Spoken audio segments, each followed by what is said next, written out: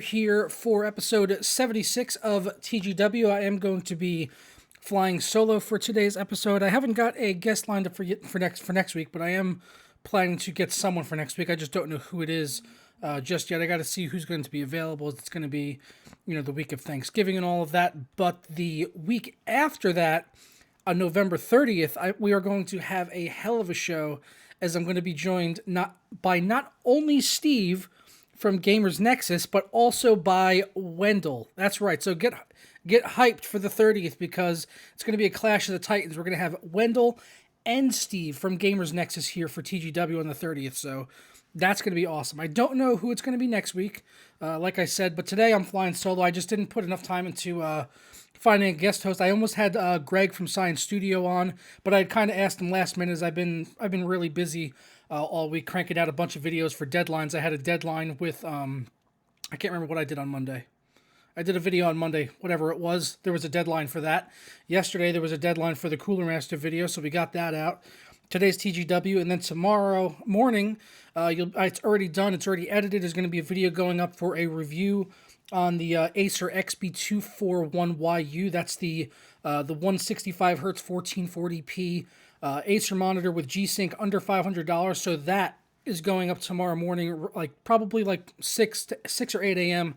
That'll be going up. So that's basically the schedule. I don't know what's going to be going up beyond that, but I am planning to work on at least one more video to schedule for Friday or Saturday, so that I have something going up over the weekend, because these past few weekends I've pretty much been busy, Thursday through Sunday, hanging out with my girlfriend. We've just been traveling all over. Every 2 weeks we've been traveling all around the state and just doing all sorts of different stuff, different adventures. So just been having fun with that. That's why the weekend schedule has kind of been falling behind and haven't had a lot of videos, but I'm trying to prepare better for this weekend so that I can have some videos for you guys. But what's up, everyone in chat? Trump Steaks, of course. Thank you, Trump. You're absolutely huge. Today we're going to have an absolutely huge show. It's going to be tremendous, huge, absolutely just gigantic. It's enormous. I can't think of any more synonyms to describe how big this show is actually going to be. I mean, that would really be for the Wendell and Steve show, but seriously, today just going to be absolutely tremendous. So yeah, not really too much personal news. I was looking around. I don't really have any tech pickups, but I will apologize in advance if you hear any excessive burping throughout the show. It's because I'm drinking this beer, Beach House, which I really like. It's a local beer, but I think this batch got carbonated or something, because every time I got these beers, they've been in the fridge for over an hour, just chilling there, doing nothing, not getting shaken up or nothing. As soon as I open them, they foam over, and when I pour them in the glass, they start foaming even more with every single one of them. I actually have a cup over here with a slotted spoon, so that I could spoon out all the foam into an extra cup. That's how real the foam problem is over in China. So, but yeah, not really too much personal news or tech pickups for this week. I do have one tech thing that arrived today, but I can't show you guys yet, NDA. But it's going to be huge. But what's up to everyone in chat, though? All of our mods, Jarvis, Naki, new mod in there, Farin, who's already putting people on mute, who was trying to spread a story about the i7-7700K that got leaked apparently over on NCIX's website.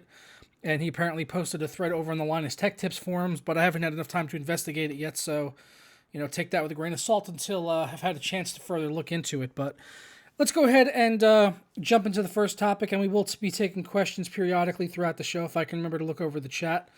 But here we go. First up, the title story for today, AMD Zen over on Tweaktown. This was posted, originally it was on Reddit, but Anthony from Tweaktown went ahead and put up an article summarizing basically all of the stuff. And I remember I did mention those burps.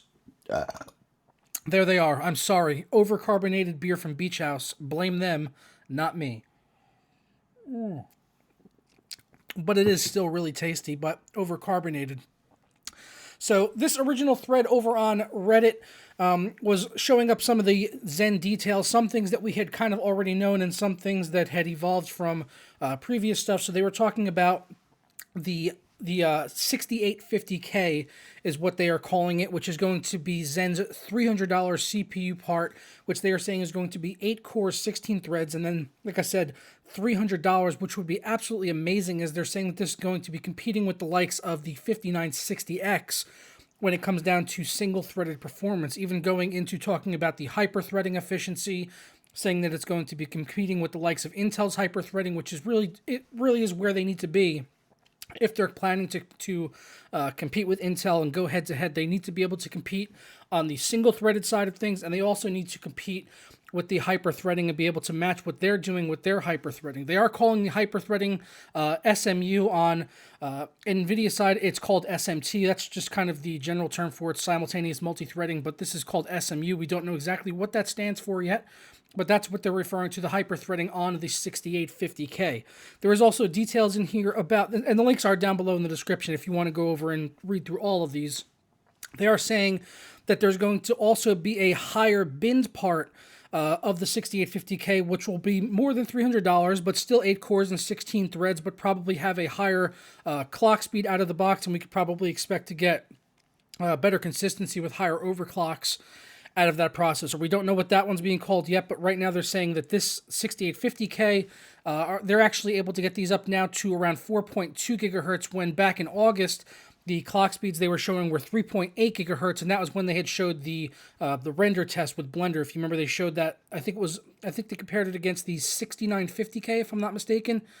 Or if, I think I might be getting the model number wrong. The Intel, because the 6850K from AMD is really confusing me with Intel's lineup, because they're on their 6 series as well on their X99 processor. But because I got the 6800K, and then I think they have a 6850K also, so that's going to be really confusing. I don't know. Maybe I'm mixing those up, but anyway, they're basically saying that this is going to compete with the 5960X, the previous Haswell E line, the top end processor, which when it came out was about $1,000. Maybe I think it was maybe just a touch over $1,000.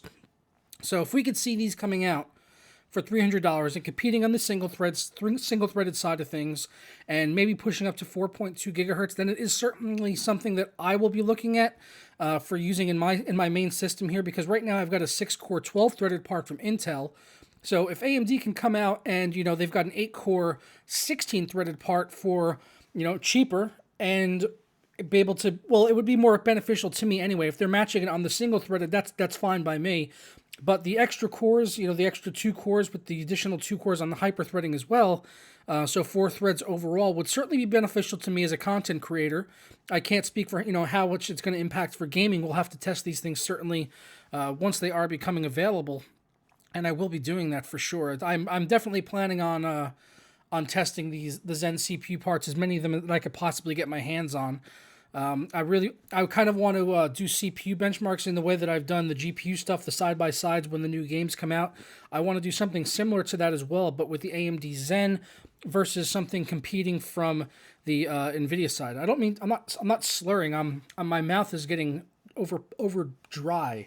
I need to have more beverage. Yes, but I've only had this much beer. That is all the beer I have had, so I highly doubt that I am slurring my words. If I am, it's definitely not doing to be drinking. No, I am not. I am definitely not drunk. I've had literally that much beer. Like that, because it was actually over foamed by that much that I had to spoon out. So I've had about that much beer right there. So I'm pretty sure that I'm not drunk.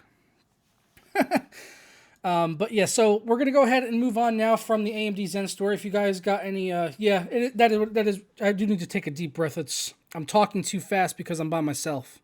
That's probably what it is. I'm just talking way too fast. More beverage, please.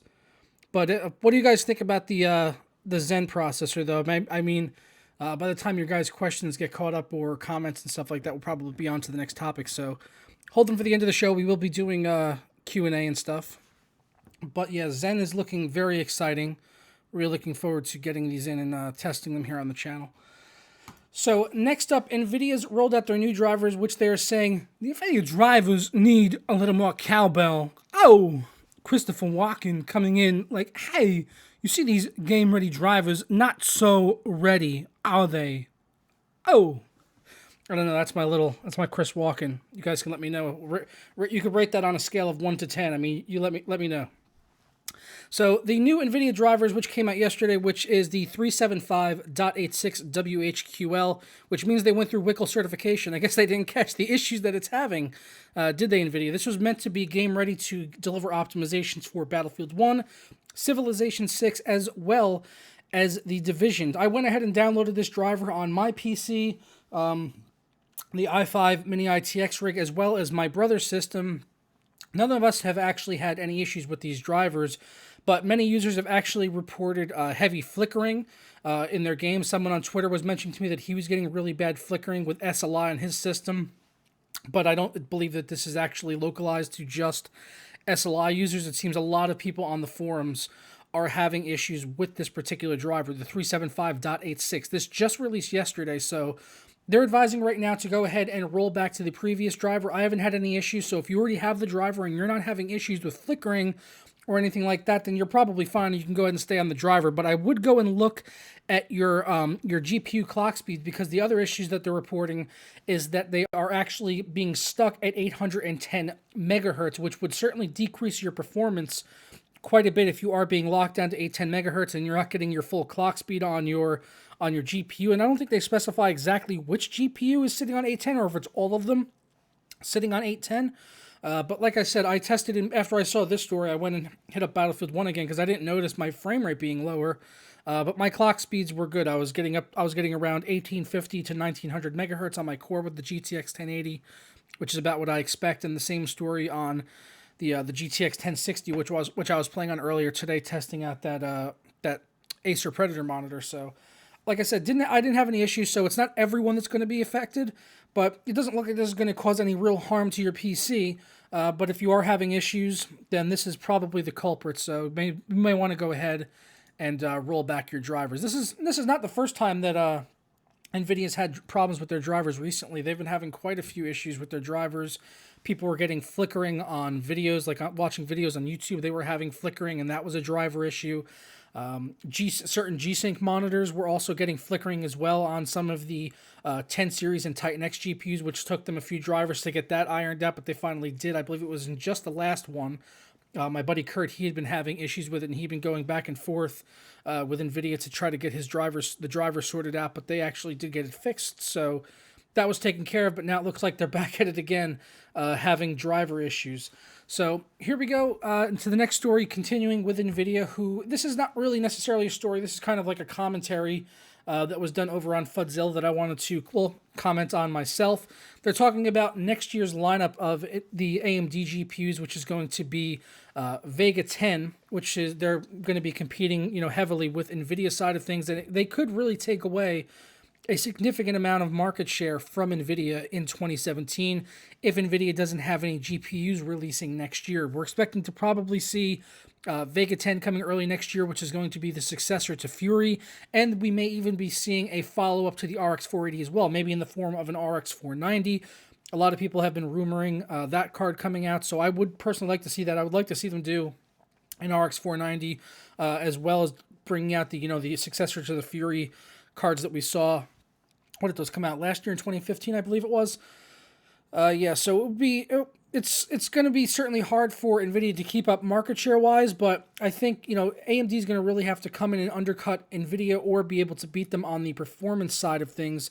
Because if they come out and they are just putting out competitors with the 1080 and 1070 because they kind of missed the ball on this roundup of cards, not really putting out anything to compete with NVIDIA's high-end stack, then I don't really see them converting many people over to the AMD side if people already went out and picked up 1070s, 1080s, Titan X's, the likes of those cards, which have already, by the time these come out, they'll probably have already been on store shelves for like 6 to 8 months.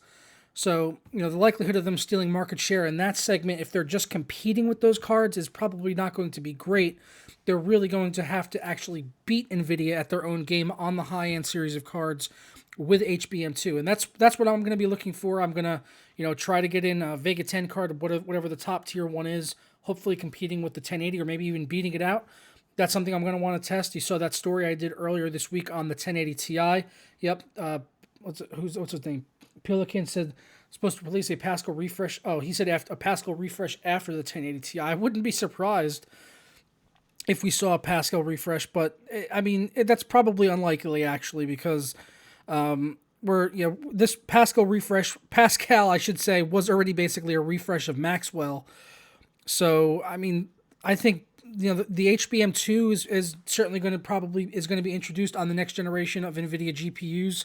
How much work they actually do on the GPU side of itself with the actual GPU chip and not the memory, remains to be seen. We might just see a slightly higher clocked version of Pascal with HBM2. That's a possibility if you want to call that a Pascal refresh. But the HBM2 should give pretty significant gains. Probably not much more than what we've seen in the past, going between Nvidia generations. But time will tell. We'll have to wait and see what they can do, and especially if Vega 10 comes out sooner with HBM2. But right now, HBM2 is really expensive, so it's hard for these GPU manufacturers to actually get their hands on it and be able to push them out the door at an affordable cost onto the consumer. So we'll just have to wait and see in 2017, but it looks like AMD is at least shaping up to probably get HBM2 cards out before NVIDIA, and then we may see the 1080 Ti coming out in early 2017 as well, which may directly compete with what AMD has planned. So that could be, I've kind of been saying that for a few months now. That may be why NVIDIA is holding back the 1080 Ti. They may be just waiting to see what AMD does, so that when AMD releases something, they can say, okay, well, here now we've got something to compete with that at a interesting similar price point for people to go ahead and pick up if they want to stay on Team Green. So we'll see what happens with all of that. Next up, Intel is readying their Kaby Lake lineup of processors. We know that already. But now it looks like they're actually going to be releasing an overclockable i3 processor. So that means it would be a dual-core with hyperthreading. In the past, you've not been able to overclock the i3 processors, but they did have the G3 258 processor, the Pentium, which was actually quite strong. That was overclockable. A lot of people picked those up for budget systems. It was a very strong CPU, but now it looks like the i3 7350K, which they are rumoring to release around $177, could be very competitive, and I would be interested to see how this actually stacks up against the likes of an i5 processor, being that it has four threads, dual core, but it's got two extra threads with the hyperthreading. So I would like to go ahead and test that maybe against an i5 and see the difference that we are seeing there with the hyperthreading versus the physical cores. Traditionally in the past, you're looking with hyperthreading, you're looking at a performance degradation of about half versus an actual physical core. That's a rough estimation, saying about half, but I would expect the i5 to still be beating this, obviously. We'll have to see how far they can actually push these on the overclocks. And being at $177, it's going to be at a good price point. AMD really, the only thing they really have competing around there right now, at least before Zen comes out, is the FX 8370, which I just used in a couple of builds. So that is like around $180, and I would expect this i3, as I know the previous i3 already, the Skylake i3, even when it's not overclockable, Gamers Nexus did a comparison where that processor is beating up on the likes of the 8320, 8350, and I'd have to assume the 8370 as well. So if Intel can do this and kind of keep that sub $200 price point, it may do them pretty well, at least for the coming months, until we see something from Zen, depending on if we actually see some lower tiered parts from Zen, or unless they're just going to go after the high-end enthusiast market. This is certainly going after enthusiasts, but I guess budget enthusiasts, by being under $200, but having the unlocked base clock multiplier will be certainly interesting to see. This is going to be coming out of the box at 4 gigahertz, boosting to 4.2, 4 megabytes of L3 cache. So this could be a strong competitor, a good option for people wanting to stay under $200 on the CPU and also get a pretty low power outage as well, output as well, with 91 watt TDP, which is fairly low.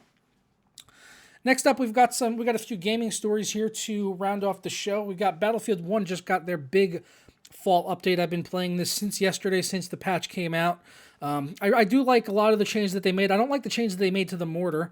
They made a change to the mortar where it used to just be a crosshair, but I guess it was really easy to use, which is probably why I liked using it. Now they kind of gave it a large circle that when you first open up the mortar, it's rather big, but then it takes time for it to shrink down. So it takes you a little bit more time to get off accurate shots in the mortar. That's probably going to be welcomed by a lot of the people that were on the receiving end of it, but people that were actually using the mortars like me on operations mode, not so much. Speaking of operations, there were changes being made to that as well. They did increase the ticket size for the attackers on the 64 player, which I think most people are probably playing, which is why they changed the default server size from 40 to 64. Like when you would first open up operations, it would be sitting on 40 and you'd have to click over to 64. But honestly, the couple of times that I searched for 40-player servers just to see how it was, I couldn't even get into a match. So it seems like most people are actually playing 64-player operations, where they've increased the maximum ticket count from 150 to 250 to kind of help out with the attackers, because attackers were having a lot of issues on some of the maps. It depended on the maps. Ballroom Blitz, I know specifically, the attackers would fail a lot on that map. I would see a lot of complaints in the chat saying that the attackers were at a big disadvantage on the Ballroom Blitz map on operations. So I think the raising the ticket count to 250 is pretty aggressive, going from 150 to 250. That's a lot of tickets adding on. They also added on increased amount of tickets that are returned after you take a sector. So previously on the operations, if the attacking team would take a sector of the map, the defenders would basically be retreating, and for every kill that you got on a retreating defender would give the attackers 2 additional tickets for the next sector. That's now been increased to 3. So it's really looks like they're trying to balance this the best they can. Only time will tell whether or not they've overbalanced this, I guess, for the attacking side, because this does sound like a pretty aggressive change. I haven't played enough operations since yesterday to really make a call on that. I've been playing a lot of domination because I've been trying to get some challenges done. The medals, I guess you can call them. I just refer to them as challenges now, since they're like weekly things that they keep on changing. But I think these are a lot of welcome changes here. They added in Squad XP boosts now to the battle packs. They did mention in here being able to buy battle packs from the Get Battle Packs menu, although I can't see anything there to buy battle packs with actual currency. It's still just showing the scraps functionality. So I really don't know what they were referring to in here when they say you can buy battle packs in the store, which is right here. You can buy battle packs in the store. So I don't see that. I don't see anywhere to buy battle packs yet. Maybe I missed out on it. Maybe I missed it in the store or whatever. I just haven't seen it yet. They also did add in custom games finally. They added in hardcore mode and custom servers, so now you can go on and rent a server. But they are still really restricted with the amount of options they've allowed people that are renting servers to go ahead and utilize. The ticket counts can only go 50%, 100%, and 200%, which I saw on the customization options, but I still can't find any servers with 200% tickets. I tried to find a domination server with 200% tickets so that we could actually have 200 tickets versus 100, which ends the matches way too quickly, and I still can't find any yet. So maybe more people have to rent servers, although I don't know how many people are actually going to rent them, being that the options are so extremely limited. It almost makes no sense to go out and rent a server when they're so close to what DICE is having anyway. It really just seems like an exercise to kind of get a server to put your name on it. And the only changes I've really seen so far in the custom servers I have joined is the inclusion of hardcore mode, which is kind of weak sauce. It seems like they just pretty much reduced the health counter. I mean, I still see spotting on the map. That's, all of the stuff from normal mode is still there. With like spotting and 3D spotting on operations mode, it just seems like they've really just lowered the health on it, which is pretty, like I said, pretty damn weak sauce. So hopefully DICE makes some changes there to the hardcore mode, because I traditionally used to play only hardcore mode, but I've been I've been forced to pretty much play normal since the game came out, and I've kind of gotten used to it. So yeah, we'll see what happens with hardcore mode over time. Let me get a sip off this beer. Here we go. That is tasty. All right, so Rainbow Six Siege, which has been out for about a year now. I was a big fan of this game when it first came out. I played it, solid for, I'd say, about the first 6 months. This was like my go-to multiplayer game of choice. It had some issues at launch. Ubisoft did patch those, and I think it's in a much better shape now than it was when it came out, and it's still, it's a great game. It's a lot of fun. You could still get on there and actually find games to get into, unlike a lot of other multiplayer games on the PC, which kind of tend to die out, after not that long a period of time. But this is actually good news. They are going to be continuing the game support for the game for another year. They're actually going to be delivering another year of content. Now, we don't know if that means it's going to be more maps or more operators. In the past year, all the content they've added in has been free. You've only been able to go out and buy things like cosmetic options, XP boosts, things like that. You could buy the operators if you wanted to get them early or whatever, but if you had the season pass, you'd get them early, right? You'd get them early right away, or you could unlock them through actual just game progression. And all of the maps were free, so they didn't separate the community in any way. They put out 4 maps in total, 8 operators, so I've really enjoyed this game over the past year. I recently got back into it right before BF1 came out. I was playing it for about a month or two before BF1 came out because I had kind of gotten bored with Overwatch, and I went back to Rainbow Six Siege, and it was a lot of fun, and I enjoyed seeing the changes that they've made since it came out. So I'm looking forward to this as well and seeing what kind of content they bring to us over the course of the next year. I don't know if you guys. What am I drinking? I am drinking Beach House beer, which is overcarbonated, as I mentioned at the top of the stream. So that is why I'm burping as much as I am. I've been opening the beers and they've just been exploding all over the place. And then when I pour them, they just foam all over the place. I don't know what happened with this batch Beach House, but y'all done screwed up or something. Or the guy at the liquor store is trolling me and just shook the shit out of him right before I bought the beer. But I don't know. They were in my fridge for about an hour before I opened the first one, and the thing just exploded. So I don't know. I've been like spooning out all the foam. Try not drinking foam. No one likes beer head. I mean, I don't mean like the head you get from drinking beer. I mean, the head on the beer. I don't know. I'm just gonna stop while I'm ahead. Okay, so EA, they are talking about PC being first, console second in all of the games that they are developing right now. That would seem evident in, Battlefield 1, Titanfall 2. Both of those games came out running really well on the PC. So basically, what's this guy's name? Blake Jorgensen of EA, during a press conference recently, a technology conference in San Francisco, stated that all of their games that are coming out now are being developed first on the PC and then ported over to console, which is awesome. That was what I expected to see when we got this new generation of consoles being on the same x86 architecture as PC. That makes sense. It doesn't make any sense when you're on the same architecture as PC to be developing on console first and then porting to the PC. That's just bananas. That's crazy. That's crazy talk. Why would you do that? You develop it for the highest end platform and then you just downgrade the graphics for the consoles accordingly based on the hardware that they have. If that makes sense, EA is actually doing that. Good job, EA. You're doing something right for a change. It's too bad you're going to probably bend us all over the barrel for microtransactions and DLC and stuff like that, but, I digress. I digress more than Jay's 2 cents digresses. And I thought he was the only one that digressed, but I digress as well. But as they say here, this is, of course, great news for all PC gamers. However, it does not mean that the visual differences between PC and the console versions of EA titles is that huge. It's not that huge, the PC visual performance difference. I kind of disagree. I think Battlefield 1 looks fucking stunning on the PC. I've seen it on console. It looked good, but it didn't look as good as PC, and it certainly wasn't running as smooth as it is on my PC. They can hit 60 FPS, but it's not constant. I was watching someone play on PS4, and I was seeing the frames drop in multiplayer. I know what 60 FPS looks like, and I know what under 60 FPS looks like, and it was under 60 FPS through a lot of the gameplay. When, especially the transitions going in and out of the map, or if there would action really pick up on screen, you would definitely see the frame rate dropping in there. So it was not a solid 60 frames. So it's good that they are developing this on the PC, and hopefully more publishers follow suit and do this as well, because that's what makes sense. It makes sense to develop on the PC first, then downgrade it for the consoles. I don't know. You guys can let me know in the comments what you think in the chat. Well, believe it or not, once this show is over, the chat goes away, and it turns into a comment section.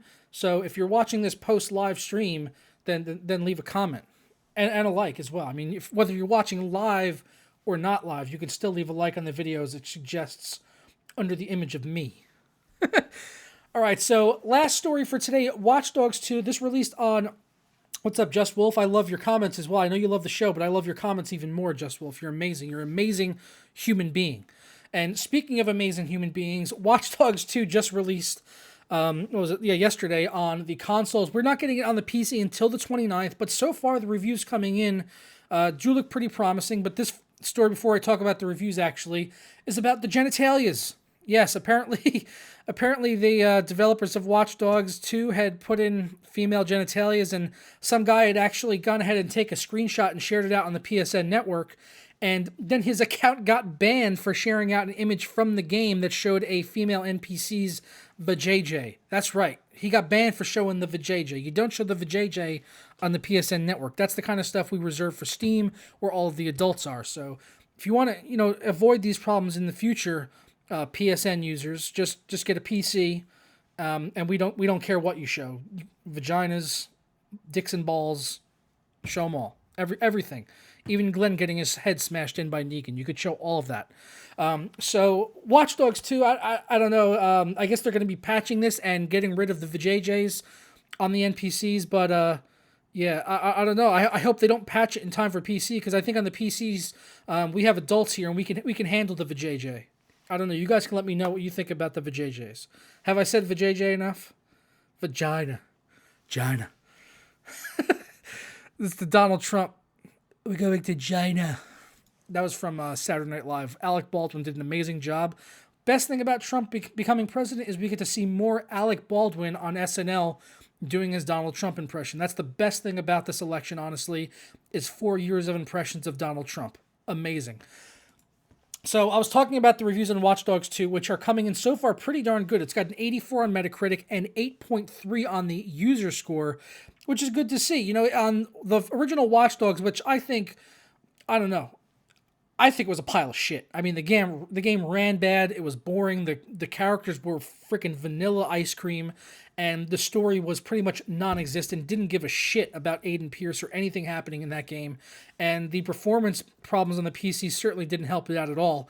Watch Dogs 2 is having performance issues on the console. I saw a stream where the FPS had dropped down to like, it looked to me like under 10 FPS based on my eyeballs. So hopefully it runs better on the PC. They're delaying it to the 29th for optimizations. We will see what happens there. But initially, the reviews coming in look pretty good. Jim Sterling gave it a 9 out of 10 in his review, and he's usually pretty strict, and I kind of follow him for reviews. He's one of my go-to sources for game reviews, and I usually trust what he says. Our opinions usually line up pretty well, and I know he gave the original Watch Dogs a lot of shit, but he liked Watch Dogs 2, so I'm looking forward to it, and I'll certainly be doing performance testing on this when it comes out. The original Watch Dogs had an 80 on Metacritic, though, and this has an 84, so I don't know where they got that 80. I mean, paid reviews or something? I just don't know. I don't know how that had an 80 on Metacritic, because that game sucked balls. It had a 6.3 from users, which is like, I guess that's a fair score, because, you know, it was, you know, you could have fun doing like the multiplayer stuff, but yeah, the single player was crap. So I don't know. I want Watch Dogs 2 to be good. I thought, it's like, when I first heard about the original Watch Dogs, like, the concept of this is amazing. It was just a shame that the single player was so bleh. So we'll just have to see what happens with Watch Dogs 2 on the 29th, and hopefully it runs good on the PC. Hopefully Ubisoft takes a page out of the book of EA and develops first on the PC, but we already know that that's not true. It's coming out 2 weeks later on the PC, so that is seemingly certainly not the case. So yeah. So let me know what you guys think in the chat here. Go ahead and fire any questions away for the Q&A here. That was our last topic for the show. We got through the show pretty quick today. Usually does go about half the time when I'm here by myself, but once again, you know, give us your questions in chat here, and we will do a Q&A. And for anyone that joined late, if you weren't here at the top of the show, in 2 weeks' time, on November 30th, I'm going to be joined by Steve from Gamers Nexus and Wendell from Level 1 Tech. So that is going to be a great show. Really looking forward to that, the Clash of the Titans, as I'm calling it. So certainly be on the lookout for that. But yeah, let me know your guys' Q's in the chat for the A's, and we'll do the Q and the A. And I was actually looking for my Make AMD Great Again shirt before the show. Couldn't find it. It's a travesty. I got to find it. Goodbye, IvyNet. I'll see you later, sir. Spying around, you are very welcome for the stream. Mod to enable dicks and vaginas. I haven't worked that one out yet. I am sorry, John C. Rivera. And once we get this stream done, what I'm going to be doing is I'm going to be drinking more Beach House. I'm going to be eating some dinner, and then I'm going to be watching more Breaking Bad, because I've been rewatching Breaking Bad. I think this is like my 4th time watching the series. Bitch. Can you recommend a good DAC? I can recommend a good DAC. It depends on what your budget is. If you're trying to stay under $100, I would certainly recommend something from FIO, like the E10K. You can get those for around $70 to $80. Those are really good. I covered that in my top 5 tech video a couple months ago. That's a great DAC for under $100. If you're looking to spend more than that, the only one that I'm really familiar with on the higher end is the Mayflower DACs. They have a new one coming out very soon that's going to have a microphone input. I've been helping them test those and coming along and giving them feedback and getting some changes made. So I think the new Mayflower DAC is going to be certainly worth waiting for if you do want to spend the over $200 that you're talking about, that I'm talking about there. But under $100, FIO E10K is great. The AMD shirts are still for sale. Yes, they are. If you go over to spreadshirt.com/Joker Productions, I think it is. Let me check. Spreadshirt.com/Joker Productions. I think that's what it is. Nope, that's not it. I don't know. Yes, they are available, but I have to get a link. It's been a while. Can I recommend a good graphics card under $150? Probably like the RX 460 if you could find one of those. That's probably where I would steer you. Or if you look, the 1050 Ti, if you could find those pretty cheap. But yeah, 1050 Ti is probably the better budget GPU. If you can get the money together for a 1050 Ti for around 150 to 170, then I would get one of those. Let's see. Kyle and Mingle don't like to mingle, unfortunately. Kyle and Paul, you said. Did I say Kyle and Mingle? I don't know. We'll have to. I had talked to Kyle and Paul a while back, but this was like my channel was like half the size it is now. So, and that was before I actually met them in person. So you never know. We might be able to get Paul and Kyle on the show now that I've actually met them IRL and we've hung out. We've had beers together. So that's a bonding experience. Once you have beers, that's like another level. Can you recommend? I already did that. So with Wendell and Steve, you'll earn some Titan XP. That is very possible. I may earn some Titan XP. Narcos is the best show ever. Narcos is a good show. I still have not watched season 2 yet. The first season was really good though. Will I be reviewing the new Fantex cases, the tempered glass versions? Probably not. I don't have any cooperation with Fantex at this time, so they don't send me any hardware just yet. But, maybe in the future. I don't know. I'm using one of the Fantex N2 Evolves right now. Absolutely love that case. Not a big fan of the tempered glass stuff, though, honestly. It's really just the latest fad to be kind of on cases like RGB, stuff like that. So, yeah, we'll see. I don't know. Tempered glass, I'm kind of put off on tempered glass for a while. I just got a new case in. I haven't opened it yet, but I'm really hoping that it's not tempered glass. Because, I'll be honest, working with tempered glass is a pain in the ass. I know that rhymes with glass, but it is. It is a pain in the glass ass. All right? You can't easily get in and out of the case. When you take the glass off, you get fingerprints all over it every single time, and it just gets smudged and ugly.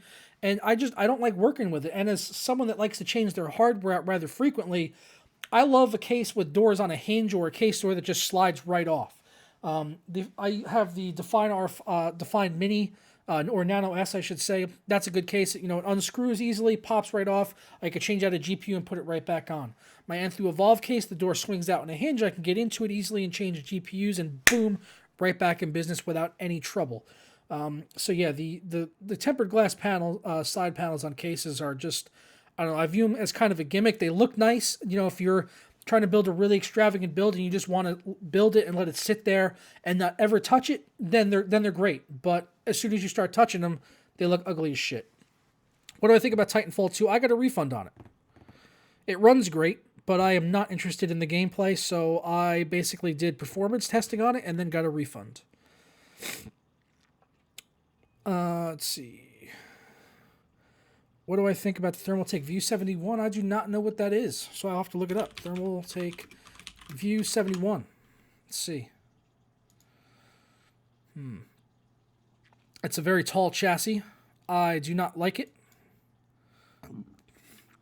I do not like the perforated front or the side. It kind of reminds me of the Case Labs case that Jay's 2 Cents uses, which would make sense since Thermaltake pretty much just copies other people's cases, but yeah, I mean, it's a big, roomy chassis, but if you're going to be spending that much money, I shouldn't say that much money. $124 is pretty cheap compared to what Case Labs would charge, but I don't know. If you need a case that big, I would look at something from Corsair, maybe, Cooler Masters, Master Case 5 possibly, or something from Case Labs. They've got a very similar shaped case from Case Labs that is way better than this, so I would get that. Shop.spreadshirt.com/Joker Productions. That could be it. It's already seeming more promising as it was kind of saved to my cache. There it is. You found it. Good job, sir. There you go. Links are coming in. There you go. That is where you get the Make AMD Great Again shirt if you want to get it. I'm actually looking to set up a new shop pretty soon. I've got to make some shirts and stuff. I mean, everything on here is still good. You could still go and order it, but Amazon launched a shirt program now, so I'm probably going to look to use that, as I think it'll be a little bit easier and it'll keep everything in line with Amazon affiliates and all that. So I'm going to look to do some shirts on there. But these ones are still good though. I've got the premium version of this, the black one, and it's a good shirt.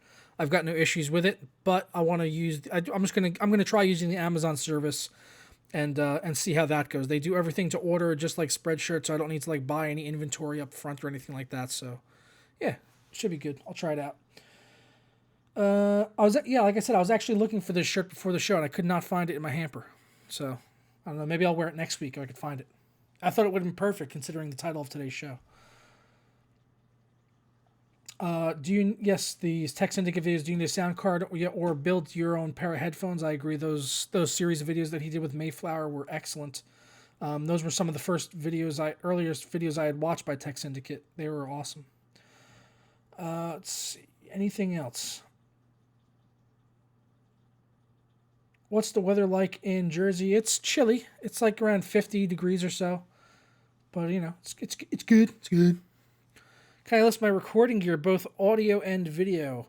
So microphone, I'm using the Audio-Technica AT2035, and I run that to my Scarlett Solo by Focusrite, and my camera is right now I'm using a Logitech C922 webcam, but in all of my other videos, I'm using a Panasonic G7, along with the Panasonic 12-35 f2.8 lens. So that's what I use for all of my main videos. Questions. Is this global? The shirts? Yeah, it should be global. I'm pretty sure Spreadshirt ships everywhere. I would love to bring ATI back again. I love the ATI logo. They should have when they switched it over to Radeon Technologies or whatever it was. I was like, why not just go to ATI? That would have been way better. I believe it is shipping to the UK. You'll have to check with Spreadshirt, but I'm pretty sure they ship globally. It's Spreadshirt. It's a massive website, so I think they do.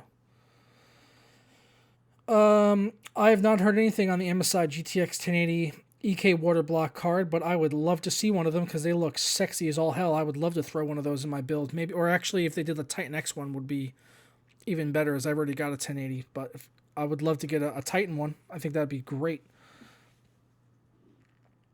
Lose an eye or lose a leg? Eye. I don't know. Yeah, probably eye. Lose the eye.